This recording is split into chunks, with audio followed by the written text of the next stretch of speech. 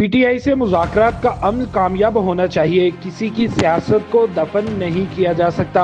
پاکستان مسلم league نون کے رہنما اور سابق وزیر خارجہ خواجہ سعد رفیق نے کہا، ملک آپس کی دھینگا مستی میں گھرا ہوا ہے، اگر یہی حالات رہے تو بہت سے لوگ غیر متعلقہ ہو جائیں گے، جبکہ پاکستان ریموٹ کنٹرول جمہوریت سے آگے نہیں بڑھ سکتا۔ تاہم یہ نہیں ہو سکتا کہ صرف سیاست دان ہی رگڑا کھائیں۔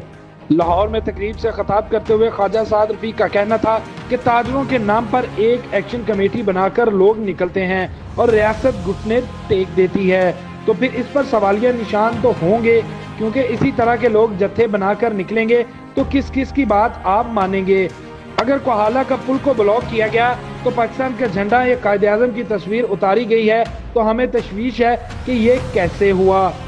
انہوں نے مزید کہا کہ یہ جو نئی امریکی انتظامیہ آ رہی ہے، ان کو عمران خان سے کوئی دلچسپی نہیں، ان کی دلچسپی وہی ہے، وہ پاکستان کا جوہری پروگرام، پاکستان کا بیلسٹک میزائل پروگرام ہے۔ ان کا کہنا تھا کہ ہمیں شاید ماضی میں اپنی طاقت کا اندازہ نہیں، لیکن ہمارے دشمن کو ہے۔ جب آپ کے ارد گرد گھیرا ڈالا جا رہا ہو اور آپ کو دکھائی بھی دے رہا ہو تو کیا آنکھیں بند کی جا سکتی ہیں یا خاموش رہا جا سکتا ہے؟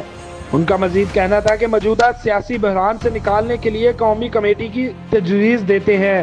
انہوں نے ملک کو موجودہ سیاسی بحرانوں سے نکالنے کے لیے قومی کمیٹی کی تجویز دیتے ہوئے کہا کہ مولانا فضل الرحمان، حافظ نعیم الرحمان، شاہد خاقان عباسی، ڈاکٹر مالک بلوچ، آفتاب خان شیرپاؤ، پیر پگاڑا، چودھری نثار علی خان سمیت دیگر سٹیک ہولڈرز کو کمیٹی کا حصہ بنانا چاہیے، جو نہ حکومت اور نہ ہی پی ٹی آئی کے اتحاد کا حصہ ہوں۔ ان کا کہنا تھا کہ سینئر سیاستدان ملک کو ٹریک پر واپس لانے کے لیے سوچ بچار کریں، یہ نہ ہو کہ مزید نقصان اٹھانا پڑے۔